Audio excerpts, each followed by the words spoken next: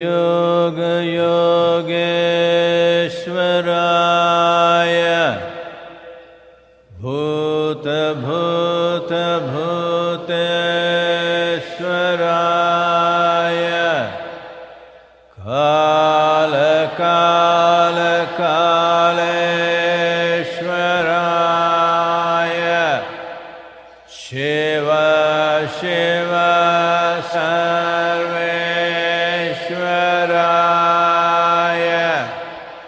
Shambho, Shambho,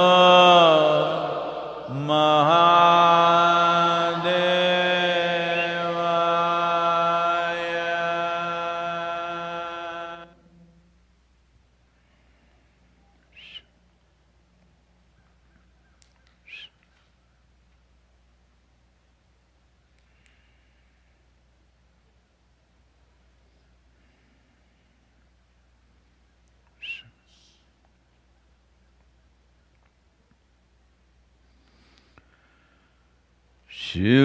Shivanage bandhana Yogeshwara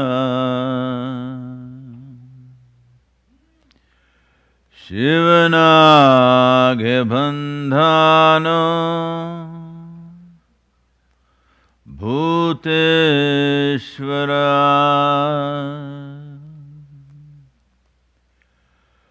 Shivanage bandhano Kaleshwara Shivanage bandhano Jagadishwara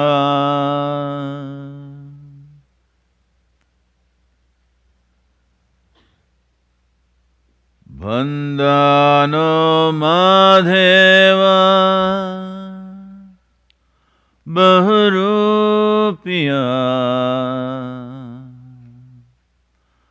Kandhano Kandhano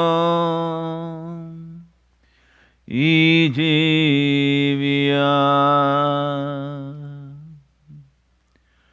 Kandhano Kandhano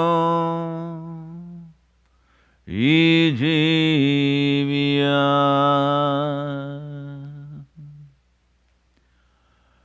Yen Jiva Veundhano Shivarupiya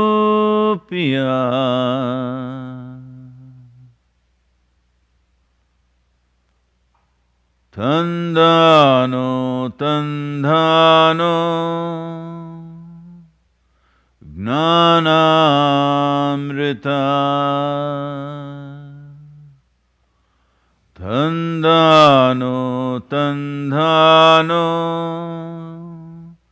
Gnanamrita Tandhano Tandhano Gnanamrita.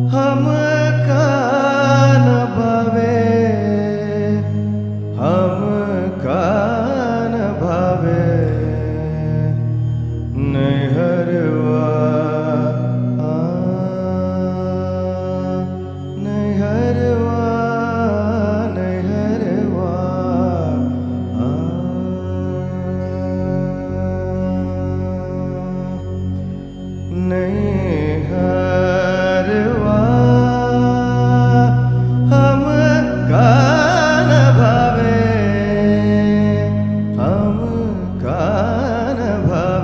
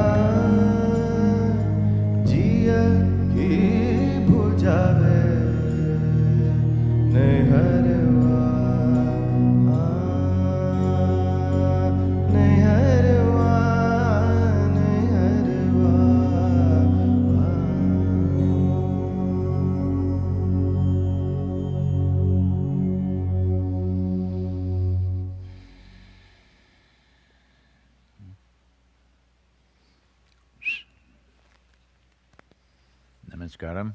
Namaskaram to everyone. All of you who are here in this weather and to every one of you wherever you are.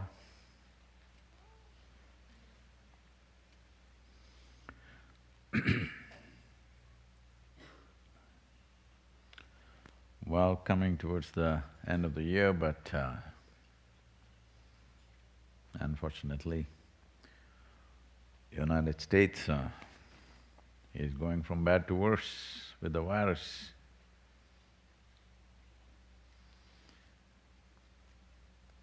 Over 3,000 people per day, mortality. Well, it's bigger than… in one day, I'm saying, it's bigger than the so-called great tragedies that occurred in this country in the form of Pearl Harbor or 9/11.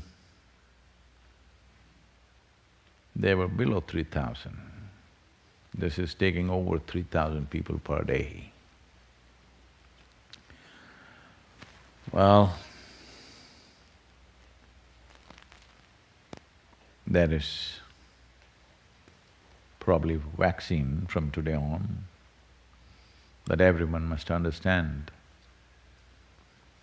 Vaccine is fine, it will definitely make a few things better. But it's not a magic wand. There is no substitute for a conscious, responsible behavior. There is simply no substitute. Well,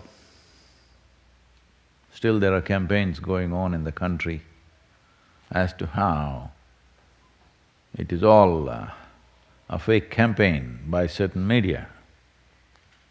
Please, it's time you come to your senses. How many people have lost their dear ones? How many people have lost their livelihoods? How many people lives in big turmoil and you still think it is a campaign by somebody? I hope… I think the virus has gotten your brain long time ago. Please come to your senses, because what you do, how you breathe, how you behave, how you speak to people is going to determine whether they live or die, or maybe yourself, who knows. The question is not to create panic, the intent is not to create some paranoia.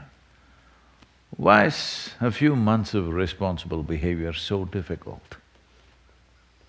This need not have lasted one full year.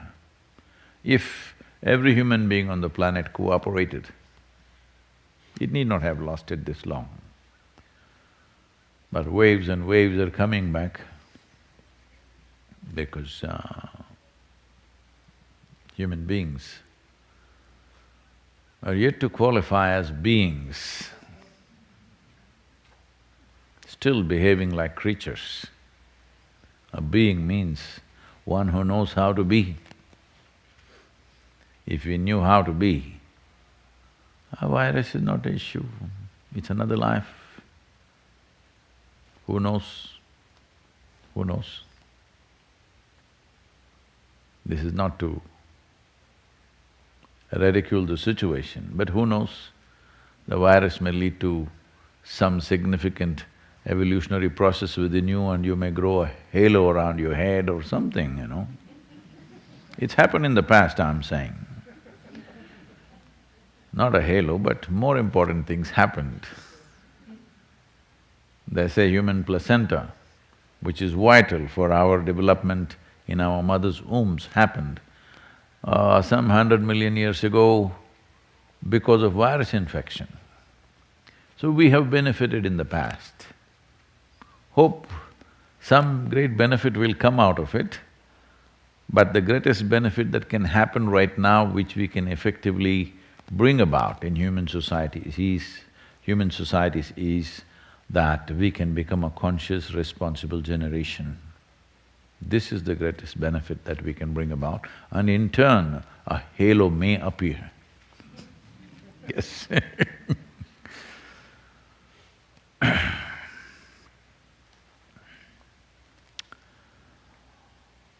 This is a month which is known as Margali in the southern Indian culture, because certain things are recognized in certain cultures where they follow a calendar system which we call as luni-solar calendar. That means both the cycles of the moon and the cycles of the sun are taken into account to make the year. It does not go entirely according to the number system of modern calendar that we are using right now.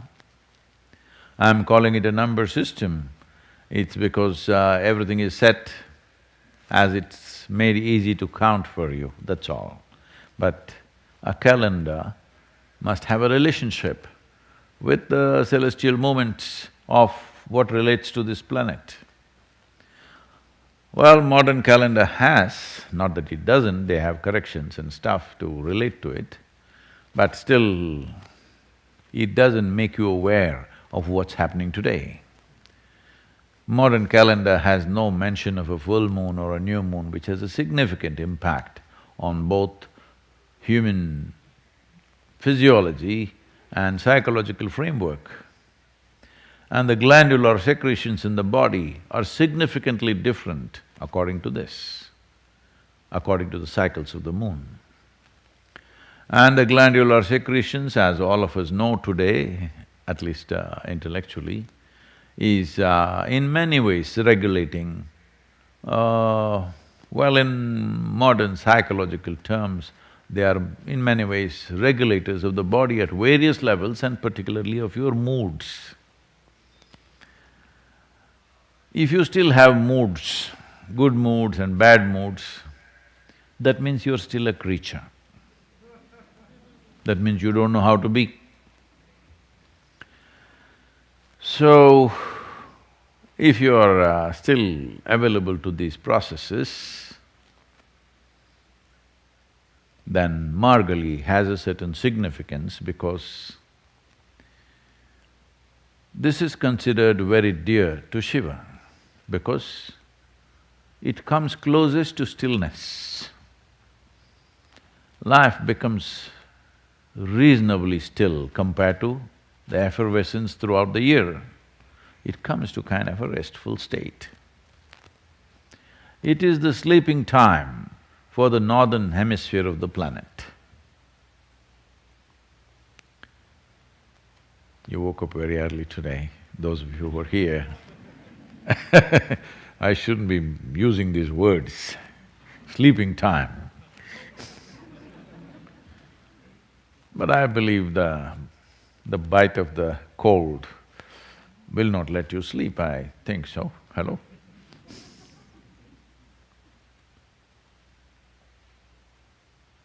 It's not just… I think it's just about 2 degrees right now, so it won't freeze you. Yeah. My hands, my tips of my fingers saying it's around 2-3 degrees. I've not looked at the barometer, but my fingertips are saying it must be around 2 to 3 degrees centigrade, I mean.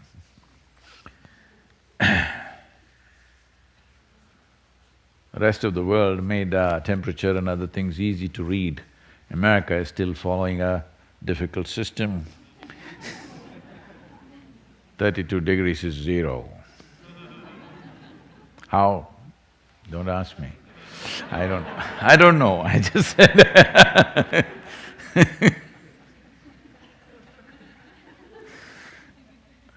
So this month of Margali, many things are done to see that this becomes a restful state, not a depressive state.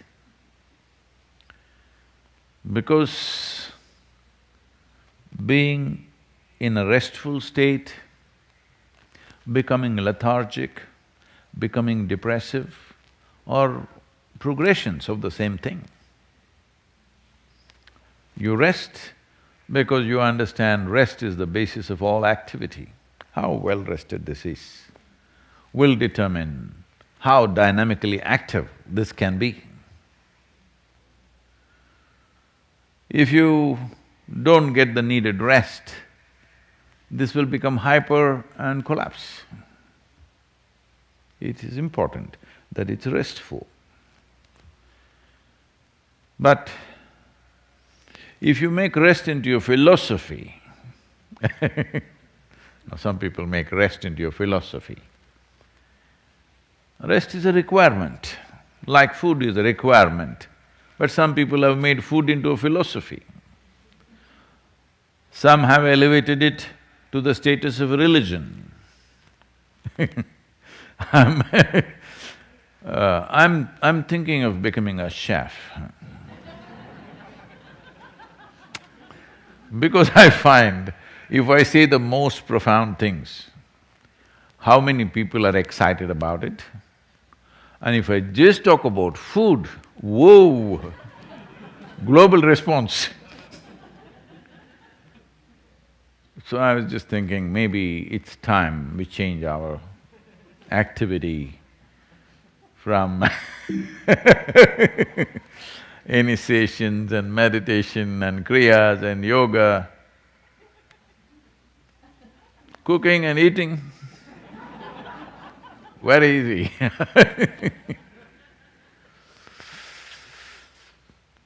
So if you make rest into your philosophy, it will become lethargy. If you establish yourself, if you graduate in your lethargy, you will slowly become depressive. So let's not go there. This is a time of restfulness for the planet, at least the northern part of the planet, because of various… Find out, okay? Today there is your wise aunt from California. You can ask her and find out what exactly is happening in terms of planet's relationship with the rest of the solar system, but it is happening. Everything slows down. Rest. Don't make it a philosophy of lethargy or don't move into depressions. I'm saying this repeatedly because I hear millions of people across the world, particularly in temperate climates become depressed. During winter times, the highest incidence of depression across the world, particularly in temperate climates, because it's cold and they can't go out. I think this year you may not, because already you've gotten used to not going out. You're acclimatized for Margali Masam. You need to understand, this is the month of Shiva, it's dearest to him because world is kind of, acting like it's inspired by him, just simply, just blown away. So it's time to make yourself very alert, but physically less active. If you want to enjoy, if you want to really enjoy stillness, you must be super alert, otherwise stillness will feel like death. In death, everybody becomes still, but that's that's of no value. You have become inanimate in a way. So becoming inanimate and becoming still is not great. Becoming super alert, but still, tremendous things will happen. Well, these things are not planned, don't blame it on me. It is just that we are also coming towards the 11th anniversary of Bhairavi consecration. Ideal time. Oh. So this is what I was afraid of. I told you, at the time of consecration, I fear this, that slowly you guys will become fans of Bhairavi because she's a kind of a star, and you'll start ignoring Shiva. I said Shiva, you said nothing. Bhairavi, ooh! This is what I expressed 11 years ago. I fear she will become more popular because there is a little give and take with her. With him, no give, no take.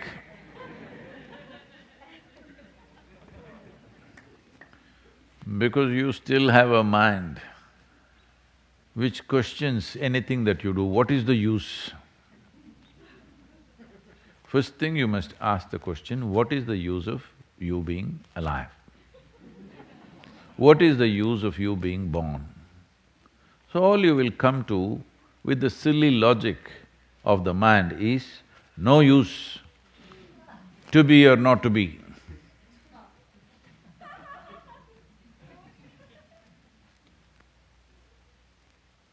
So, for a logical mind,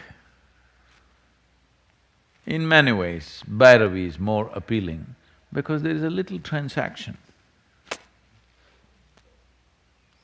So this is 11th here, and you know her phone number is 11. Hello? I think you came on 111, right, just now. To triple I. Whichever way you came, if you came from Nashville, you exited on 111. If you came from Atlanta, you drove on Highway 111. Anyway and this is the 11th year where we are opening up certain possibilities of sadhana. Till now, Devi sadhana or Bhairavi sadhana was available only for women. This year they're losing that privilege. Men also are getting into Devi sadhana.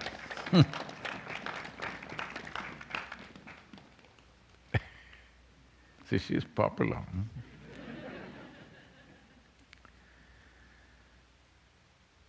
What is the significance of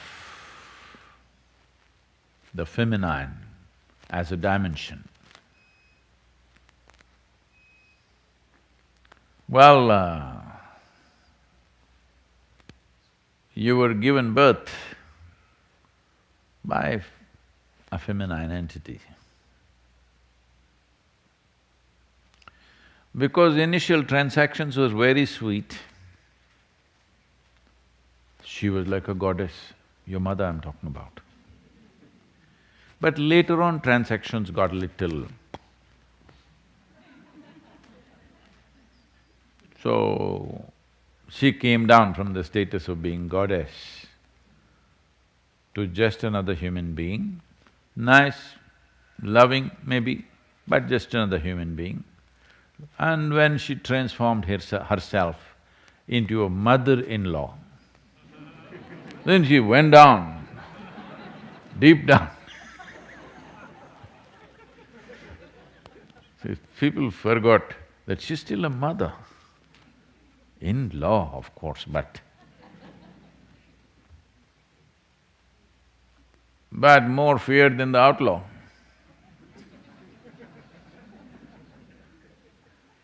Not necessarily because of her qualities, her inability to transform in-law, because she's still a mother for one person. And the other doesn't accept her as a mother. And it goes on, you know the traditional thing. This happened. Once Shankaran Pillai lost his mother-in-law.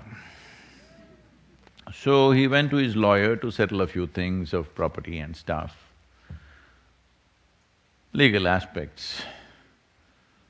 So he told him, my mother-in-law passed away last week. The lawyer asked, oh, is that so? I'm sorry, what was the complaint? Shankaran Pillai said, no complaint, all are satisfied.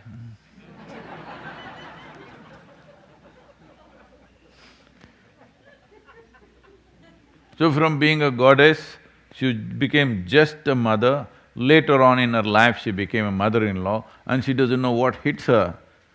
Why someone who was so sweet and loved by everybody suddenly has become a point of problem. Every problem is directed towards her. 1/3 of the jokes on the planet are about her. What happened? She still doesn't realize what happened. It is just that she's still a mother, not able to become in-law. I'm not saying a mother is out of the law, but she is actually out of the law. She doesn't go by any principle of the world, she goes by her love for what she considers as hers.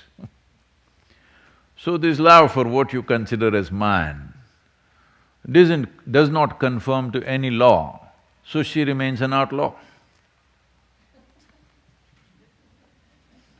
This is the nature of love, that it does not conform to any law. Someone went to the extent of saying, both in love and war, everything is fine. That means love is essentially an outlaw matter, because it does not conform to logical straight lines that you have drawn. Law is good to drive on the street, you drive on this lane, I drive on that lane. But love means you want to crash into each other, hello? Don't do that on the street, okay?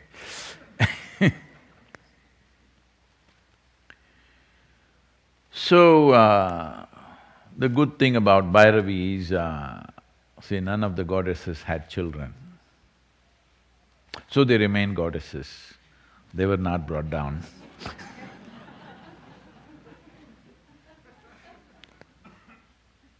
Lot of women are learning these ways these days. They know if they don't have children, they can act like a goddess with their spouse. If they have children, they will become mothers, and after a few years, they will become in-laws and outlaws. For one person in-law, another person outlaw. So what is the significance of this worship of the feminine? One important thing that you need to understand is, feminine is not a gender, it is a dimension. If I utter the word feminine, you're thinking of a gender. No, it is not a gender, it is a certain dimension of life. The significance of this dimension is, it's easier to get response from this dimension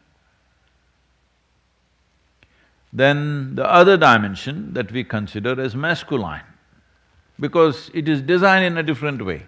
It's not about which is better than which, there's no such thing. It's just different. A fool can start an argument, which is better than which. This is like, is the earth better or sky better?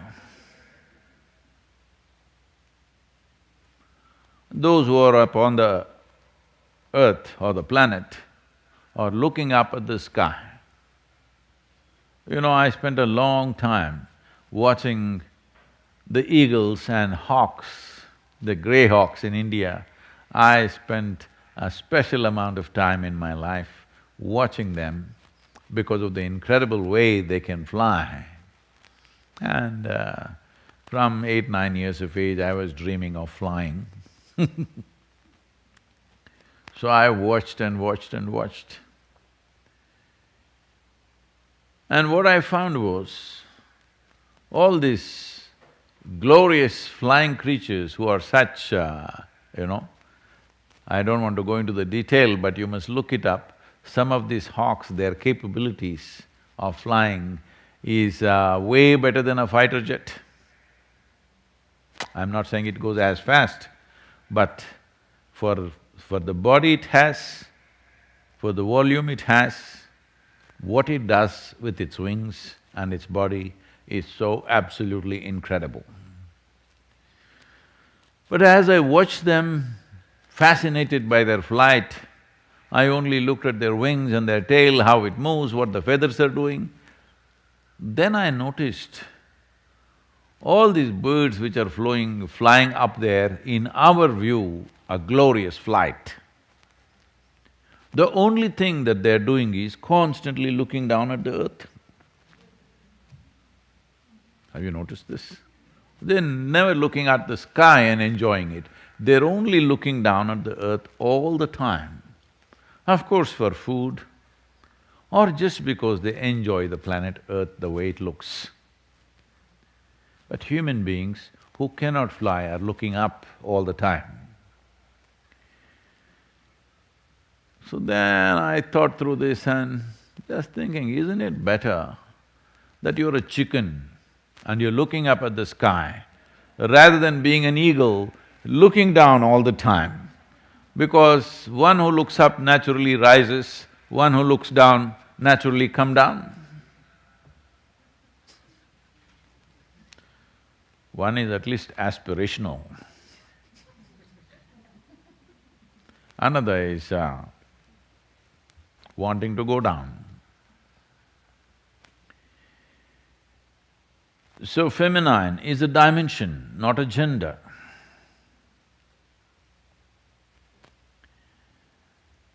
There are fantastic examples.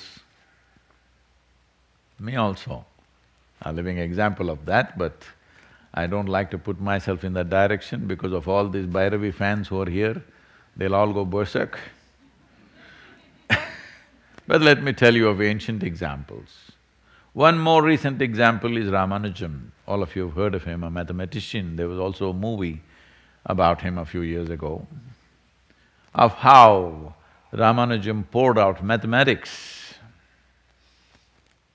very complex mathematical formulae, to a point where in early 20th century, when there was no concept of black holes, he kind of created mathematics describing black holes. Always in scientific process or scientific research, first is a theory, a conceptualization of what it could be, and then trying to prove it with either empirical proof, if that is possible, but for other aspects, mathematical proof. But he produced math before there was a concept. Even today, it's being figured out what exactly is all this about. But he just poured out mathematics. When people asked him, where is this coming from? Simply notebooks and notebooks of math he just poured out. Sitting on his deathbed, he died very early, unfortunately. He said, my Devi, my goddess, bleeds mathematics. There's another more colorful example. His name was Kalidasa, that means a slave of Kali, a devotee of Kali, let's say. Somewhere 25 centuries ago, Kalidasa, during the time of Chandragupta Maurya, I think, or even before that, a little before that probably,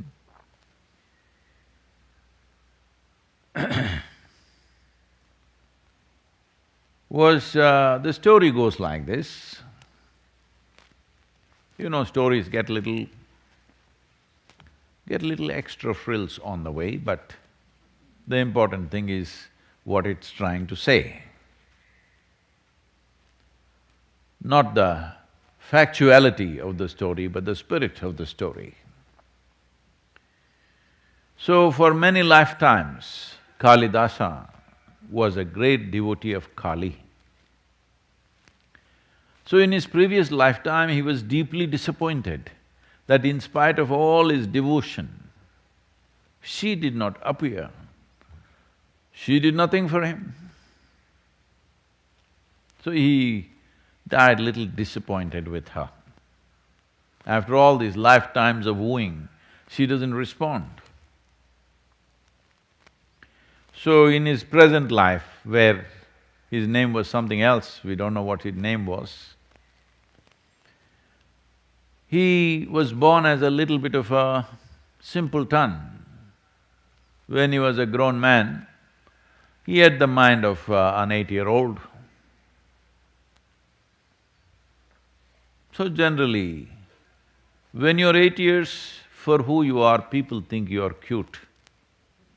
When you become 18 and still remain the same way, they say you're a bloody fool. Hello? Yes or no? So this happened to him, everybody thought he's the village fool. And the king of the local king who was there, he had a daughter who considered herself very intelligent. Maybe she was. And she wanted to marry an intelligent man. And ladies, you know it's hard to find one. Because if he was that smart, why would he marry you?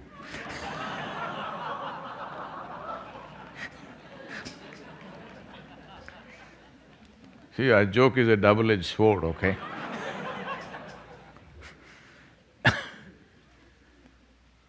So whoever came to marry her, from many kingdoms, because she can only marry a prince, many of them came and she rejected all of them as fools.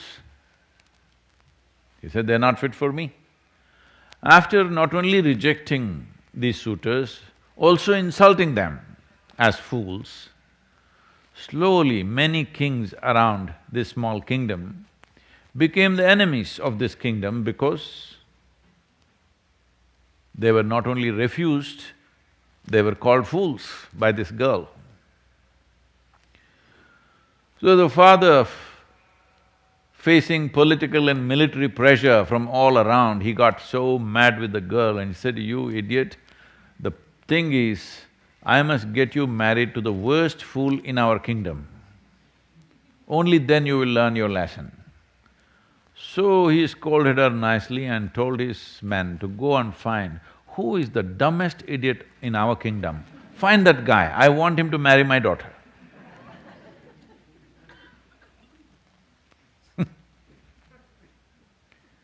So they went looking here and there. Then they saw in this village, a young man was sitting on the wrong side of the branch and was cutting the branch. Like how we as a generation of people are doing ecologically. You know, we belong to that category, all of us. They saw, this can't be any more stupid than this, he's cutting the branch on which he's sitting, and when he succeeds, he will fail. Right now, that's where we as a generation are. When we succeed, we will fall. Our idea of success is right now so destructive. So anyway, they caught this guy and took him and said, there can't be a worse fool than this. So he is fit to marry the princess. They got them married forcefully. But the girl took it out on him, every day, every moment insulting him in 1,000 different ways, reviling him in many ways possible. After a few months, even this guy who was very simple-minded, even he felt very insulted because she had a sharp tongue.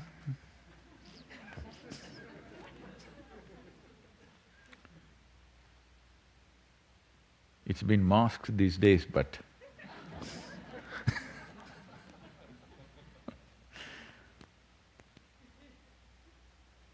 so one day he left the palace and went away into the forest just to escape the sharpness of her tongue. Then there was an old Kali temple in the forest. Usually Kali temples are deep in the jungles because the rituals are of a certain kind which society may not be willing to swallow. The normal society may not be able to digest the type of rituals that happen in the Kali temples many times. So, always deep in the jungles. So he went into the Kali temple. You know, to escape one woman, he has to go to another. He went and put his head at her feet and started banging his head, not knowing any prayer or mantra or chant or anything, he just started banging his head at her feet.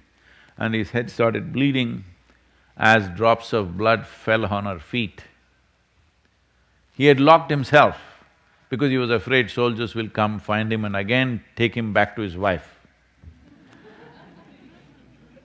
Then he heard a voice from outside and it said, "I'm Kali, I've come, open the door." By now he was so furious, he said, "For these lifetimes you did not come." He remembered everything suddenly, he said, "For these lifetimes I prayed, I chanted, I worshipped, you did not come. Now what the hell have you come? I'm not going to open the door." Then Kali repeatedly called him, "Please open the door." Then just to taunt her, because he's still an 8-year-old boy, he opened the door a crack and put his tongue out toward her. And she struck his tongue. And one who was considered the kingdom's most profound fool suddenly becomes a great scholar who… This is something that's attributed to Kalidasa. Kalidasa is considered in India as, in terms of literature and poetry, greater than Shakespeare. They compare… comparative studies of Kalidasa and Shakespeare exists in India, and many scholars rate him as way above in his language, in his mastery of language, in his understanding and how he expressed himself. Very little of his work is left, unfortunately, but in spite of that, that little work is of phenomenal quality. So suddenly he started composing poetry and literature. Just like that, he could sit in a place and simply recite poetry, not written, simply like that. So his tongue became of such exuberance of quality that he could just recite new verses just like that. So because Kali struck his tongue, now that you're masked, Bhairavi may not be able to strike your tongue, maybe she knocks… I hope she knocks you on your head. Hello? So, these are little magnified stories, but it is not out of sync with what can happen.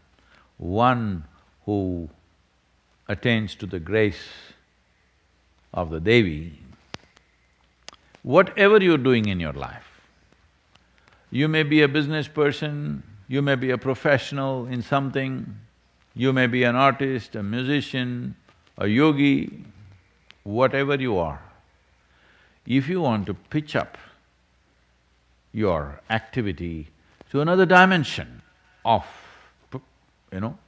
doing things, you need Devi's grace. One who's touched by this grace will naturally rise in ways that other people will think is miraculous.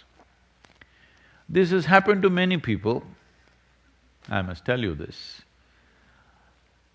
There have been significant men in the world, I don't want to name them now because it is politically sensitive. Significant men, just look up history, in the last 2 centuries, who were nurtured by their mothers and in some way, in their perception, the mother remained like a goddess. She did not come down to become a loving mother. She remained a goddess being hard on the child. Many men are there in the world in the last 2 centuries who have risen to great heights in whatever they were doing because in some way they were in feminine worship. Because articulation, and when I say articulation, not just verbal articulation, articulation essentially means you're able to find expression. If you want to find expression in the world, you need Devi's grace. Whether you do it by chanting a mantra, whether you do it by going to a temple, or whether you do it by acknowledging that dimension within yourself, or whether you do it by looking up to something that is feminine, or simply by being in nature. It doesn't matter how you do it, but that dimension that we refer to as feminine, when it yields to you, your articulation or your expression in the world will find tremendous enhancement. This is the 11th year, this is why we are opening this up for men also, the Bhairavi sadhana, because as all married men at least have realized, definitely women are more articulate than you, at least in the domestic situations. Hello. So, after this 11th year association with the Devi, you could become equally or more articulate than her and the scene at home will change significantly. This happened. One day Shankaran Pillai was in bed, it was already 2 a.m. He was rolling and turning around, twisting and tossing and saying, this is an Indian way of expressing frustration.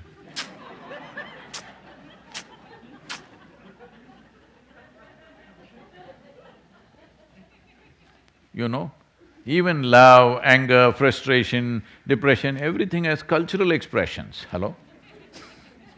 Indian way of saying I'm frustrated is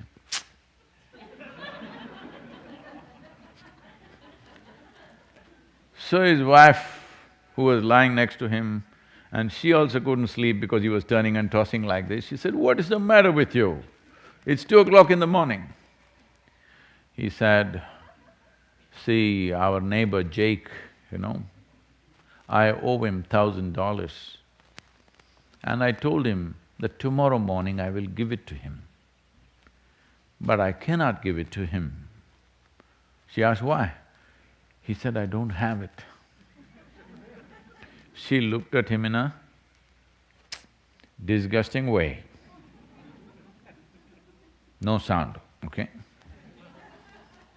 She just got up, went to the window, opened the window and screamed, Jake! Jake!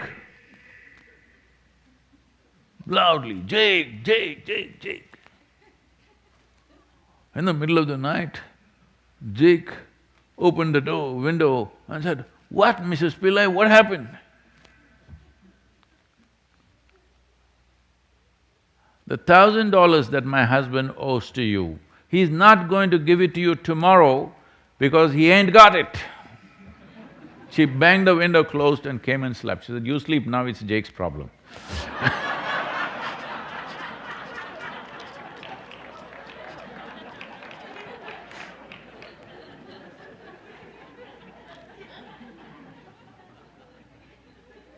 Feminine ways of solving problems, sometimes useful.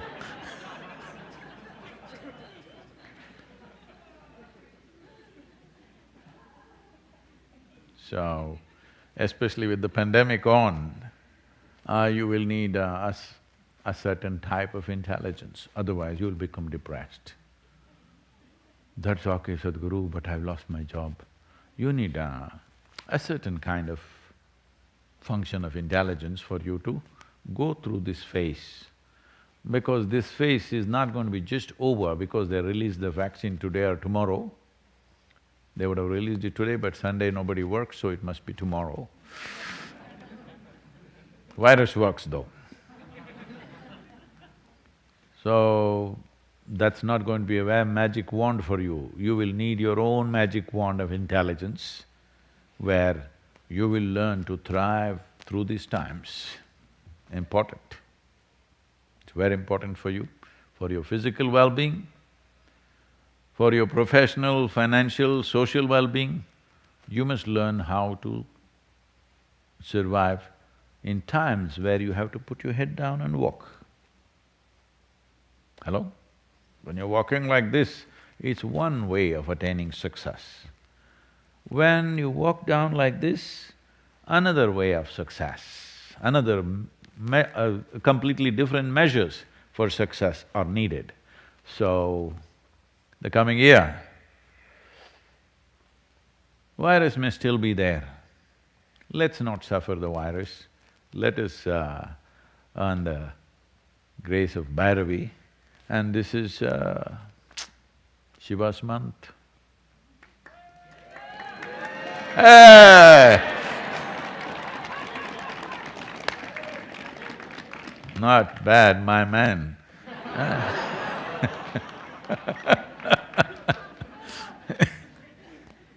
Restful, not all this activity, articulation, no. Restful. Rest is fantastic. Lethargy is bad, depression is horrible. Don't go in that way. This winter, you must learn how to be restful. Easy in the body and in the mind, very important. Enjoy this winter, okay? And anyway, I won't torture you next week here in this cold. Please, if there's any question, just one question, we can handle it, I think. You okay? Can I take a few minutes and…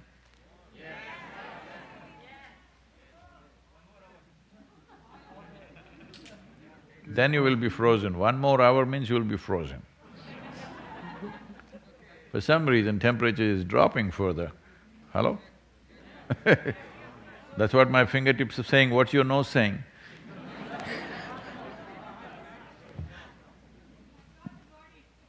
Oh, right. For those of you who are elsewhere, somebody is here saying, I'm not the body, so it's working, huh? It's cold, but I'm not the body, so what does it matter? This question is from Aditya in Bengaluru. Sadhguru, I rarely experience love within myself, and I tend to see the worst in everyone. In In the Prana series of Sadhguru Exclusive, you talk about the possibilities of moving the anahata chakra to become loving. Whoa. Is he married? Don't say that. Is this possible for me? How can I do it? Okay.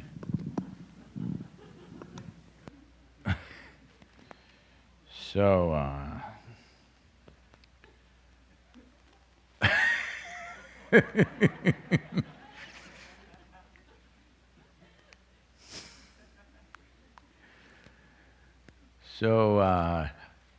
you're thinking, first of all, you're thinking love is a device.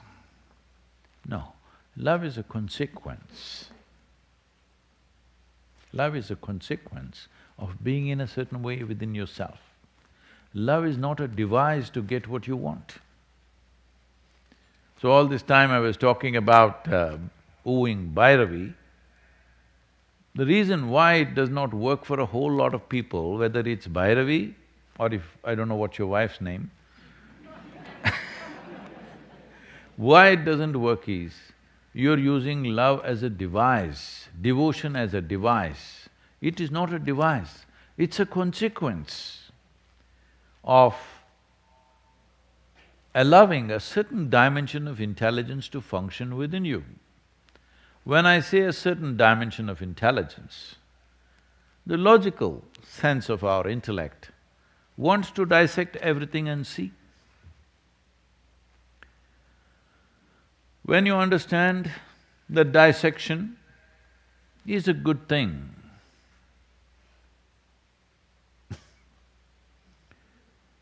when it comes to physical nature, but dissection is a no good thing when it comes to other dimensions of life.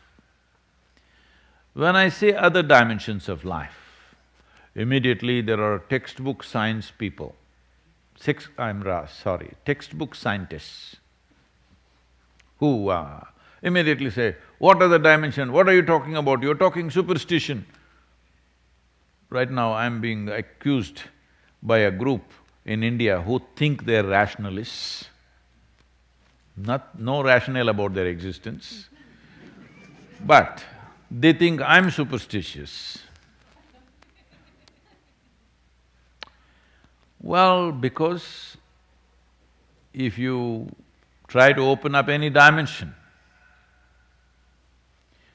which is not within the framework of their logic, not even entire logic, not within the framework of their crude, silly little logic, they think it's superstitious. Well, your existence itself is superstitious because no instrument or there is no proof that you are actually alive. Hello?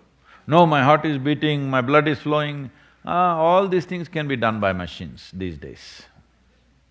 We can make your heart beat, blood flow, even neuronal activity, all these things can be stimulated in many different ways and still you may not be alive.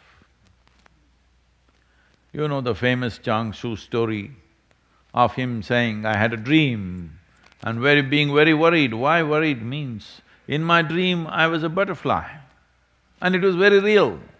I sat on the flower, I smelled it, I tasted it, it was all real. Now I'm sitting here. Now the question is, am I Chang Shu dreaming to be a butterfly or am I a butterfly dreaming to be Chang Shu? Because dreams are that real. Hello? So you have really no proof. Are you alive? No, Sadhguru, my feet are frozen.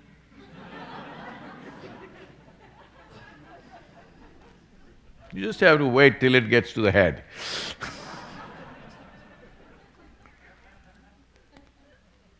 I think what Nikola Tesla said is very significant, but unfortunately in the last century still most of the scientific community or these textbook scientists definitely have not taken to it. Nikola Tesla, who has in many ways revolutionized modern science with his study and discoveries, said, the day science begins to study non-physical phenomena, the day science begins to study non-physical phenomena, it will make more progress in 1 decade than in all the previous centuries of its existence. Nikola Tesla.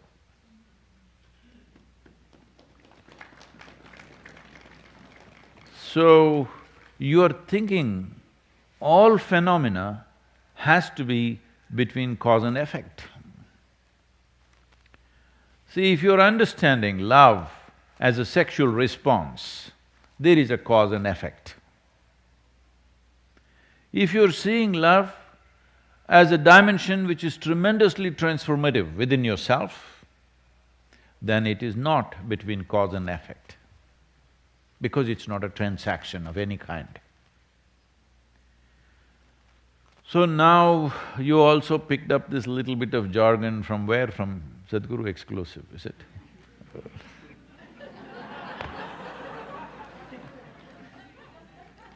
I've been warning our teams of the dangers of the Sadhguru exclusive. Too many things which have been spoken in very close groups, who were at a certain level of seeking, certain things were said. But now everybody picks this up and it'll become like this, can I move my anahata chakra here, there and become loving? Wheel alignment, you know.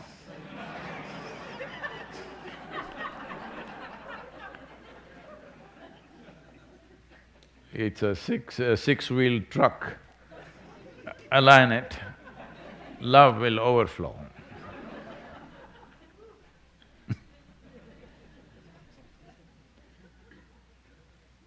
Well, you must feel love. Like how right now I am feeling hunger in my stomach. Hello? They must become pangs which cannot be satisfied by anything, because it cannot be. Because the beauty of love is in its pangs. No, but where is the fulfillment? No, it's not a transaction to fulfill. It is just that, to burn with it. As it burns deeper and deeper, from pain it becomes liberation, just like cremation, you know. Hello? Yes, love is a kind of cremation. It burns you up. This is why probably somebody must have experienced something to come up with the term falling in love. Falling does not suggest a transaction. Hello? If you do a transaction, naturally it must be profitable to you, isn't it? Hello? Because if you do a transaction where you're going to lose, you're a dumb whatever. Because each one of you have your own terminology, I'm leaving it to you to complete the sentence, because we are in United States, you know. I'll leave that to you. But you're definitely dumb. If you make a transaction and you're a loser, that is a dumb transaction. But if love is not a transaction for you, it's just a burning flame within you. Initially it hurts because it burns the skin. When it burns the core of who you are, it's a liberation. It's an absolute liberation. So this you don't do technically, I will move my chakra here to here. Maybe your liver will malfunction.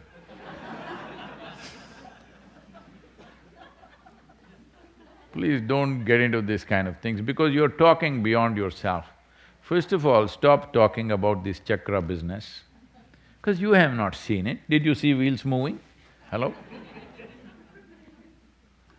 Somebody has talked about it from a certain dimension of experience.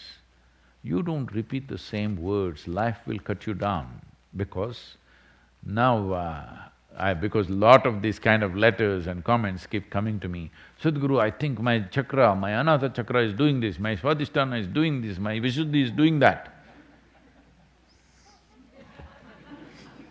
What do I do? In Atlanta, there are wheel alignment centers. They'll align your wheels like that. First of all, it is not at all in the context of how the popular books have talked about it. I think this question is coming from the prana video, all right? It is not the way you think. The human energy system, you are looking at it like how you are looking at physical or physiological aspects of who you are. Okay, my kidneys are here, my heart is here, my brain, I don't know. So can I become intelligent by moving my this chakra here? No. Do one thing, whoever you are, Bangalore, very tech. You know, it's a technological question. Can I move my chakra here and become loving? Well, this is not that kind of technology. Yes, it is technology, but not that kind. You don't worry about the chakras. If you're a sensible human being, you will naturally be a loving human being. Get some sense into your head. Sense means this. Let me put sense and senselessness into a very fundamental perspective. If you sit here, the simple sense of life is, if you don't have to know any knowledge, you don't have to know scriptures in the world or teachings or nonsense, nothing. If you sit here, you know for you to be alive, you must be breathing. Even if you can avoid your breakfast, still you have to be breathing. Breathing means the internal part of your lungs are here, fearing COVID. The external part of your lung is the whole bubble of this atmosphere. If you can't see beyond that, at least this much you can see. Oh, my existence is not absolute. My existence is… In 60 years of life, a man is supposed to eat something like 1400 tons of food. In case you have graduated over that, all right, 1500, I leave it to you. Are you carrying 1400 tons of food right now in this body? Thank you.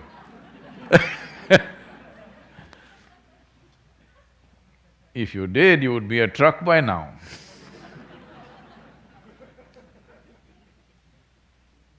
Or a cargo ship, actually. No, you're just carrying that many kilograms.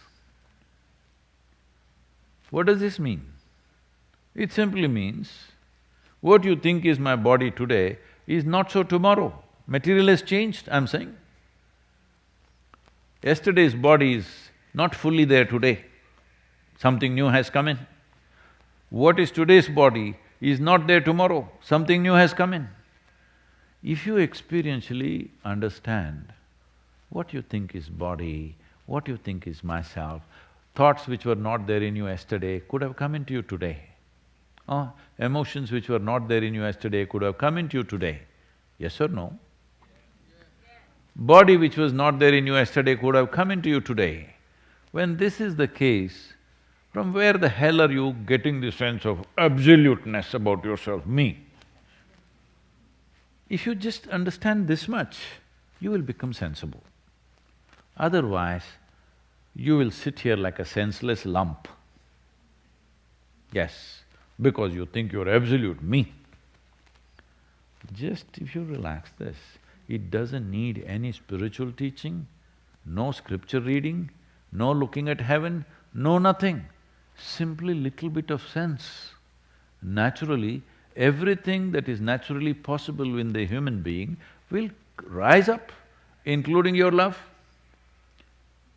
Yes, your intelligence, your love, your expression, your articulation, your capabilities, everything will rise simply because you have come to sense. This is all you need. After that, beyond that, you want to seek the ultimate nature, because when sense comes, naturally that aspiration also will come. When that comes, then I must come in to guide you. Right now, I'm wooing you from the basics, from the kindergarten, trying to tell you, see, somebody got it, I'm not the body. Why do I have to tell you? If you had paid attention to the food that you're eating and when you shit, you would know I'm not the body. Hello? Hello? That's all it takes. If you know that you eat yourself, when you say, I'm eating my food, in some way you're eating yourself, isn't it? Hello? So if food is yourself in some way, in your experience right now, the earth also should be yourself, isn't it? Because that's where the food came from. This doesn't need any enlightenment, just a little bit of sense. So if sense blossoms, becoming inclusive, becoming loving is a natural consequence. You don't have to move your chakras.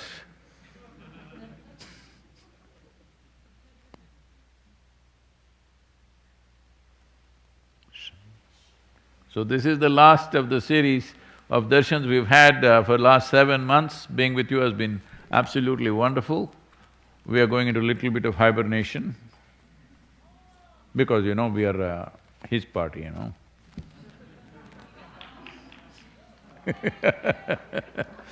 Wonderful, wonderful being with all of you, wherever you are in the world. I know many of you who are, in India, you have an advantage, it's in the evening. In United States, it was nice till about a month ago, but now your nose is about to fall off. If it was not for the mask, maybe it would have.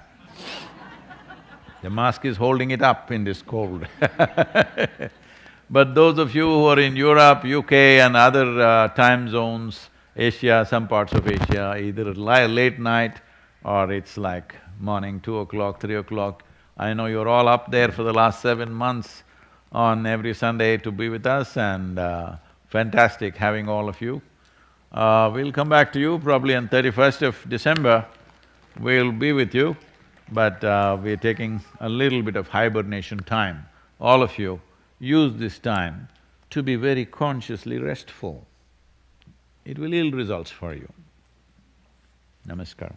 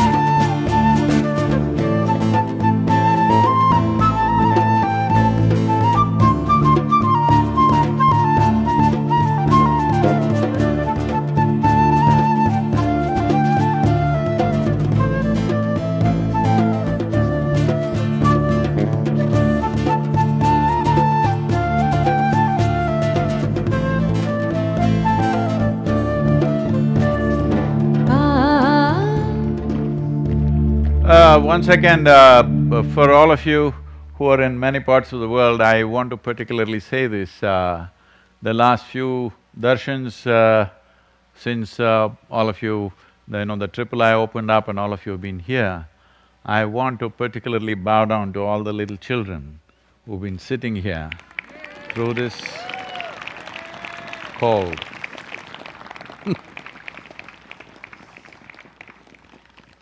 Well, you didn't do this at their age, huh? Even I didn't, I'm telling you. Fantastic.